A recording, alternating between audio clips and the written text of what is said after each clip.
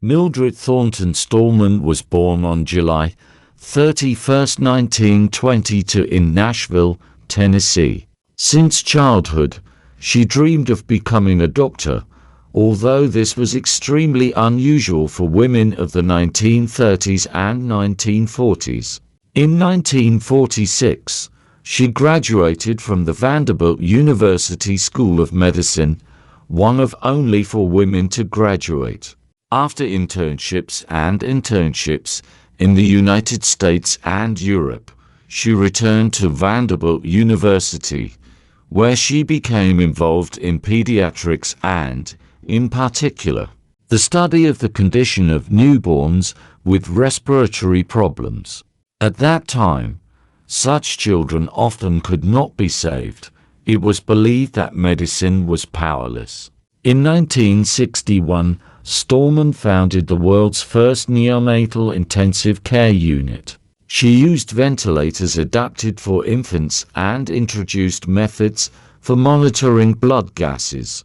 Thanks to these innovations, the survival rate of premature babies has increased dramatically.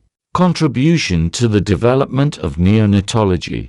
She founded the Department of Neonatology at Vanderbilt University. She organized a regional newborn care system in Tennessee. She has developed a mobile transportation service for heavy infants, Angel Transport. She has trained more than 80 doctors from 20 countries, who then introduced neonatology in their homeland. She has published more than 100 scientific articles. Confession. In 1984–1985, she headed the American Pediatric Society. In 1996, she received the most prestigious award in the field of pediatrics, the John Howland Award. On her 100th birthday, her colleagues called her a living legend of neonatology. Her name is Mildred Stalman. She lived for more than a century. She passed away on June 29, 2024 at the age of 101, and the methods and approaches she created saved the lives of thousands of babies around the world and became the standard in medicine. The world's first neonatal intensive care unit. The idea of Mildred Stalman before the 1960s, premature babies and infants with respiratory failure almost always died. Doctors could only keep them alive with heat and fluids, but there was no equipment or technology suitable for such tiny patients. It was impossible to use adult ventilators for infants because the pressure and volume of air caused lung damage. Stalman's breakthrough idea. Mildred Stalman decided that newborns should be treated as actively as adult patients in intensive care.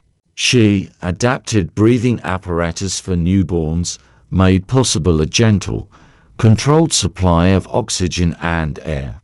She introduced blood gas analysis in newborns, which allowed doctors to precisely regulate respiratory support. She created a separate department where the babies were monitored around the clock by trained doctors and nurses.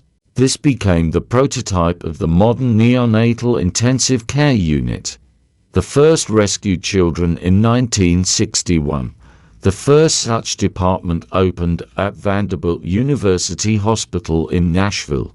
Babies who had previously been considered unviable began to arrive there. Many of them began to survive for the first time. These first successes made a splash all over the world. Doctors saw that value. Mildred Stalman's experience was quickly adopted in other clinics in the United States and then in Europe. A new medical specialty has appeared, neonatology.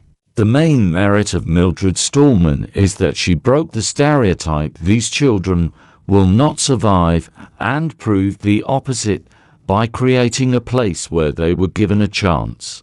The Boy Who Breathed. 1961. Nashville, Tennessee. There was silence in the hallway of the maternity ward, broken only by the muffled footsteps of the nurses. In a small room surrounded by outdated equipment, a newborn boy lay on a table, fragile as a porcelain figurine. His skin was blue, and his chest heaved heavily and rarely. "He won't live another day," one of the doctors said quietly. There was a sense of doom in his voice that everyone was used to. But Mildred Stalman's eyes flashed with determination. She knew that such children were always considered unviable. They were put in a warm cradle and waited for the end. But for her, it wasn't just a patient. It was a life worth fighting for. "No," she replied. "He will live." Mildred brought a strange device into the room, a respirator that had previously been used in the animal lab. She adapted it for the boy's tiny lungs. A nurse stood nearby, not taking her eyes off the baby. Every move seemed like an experiment on the verge of madness. The machine hissed. Air gently entered the tiny body.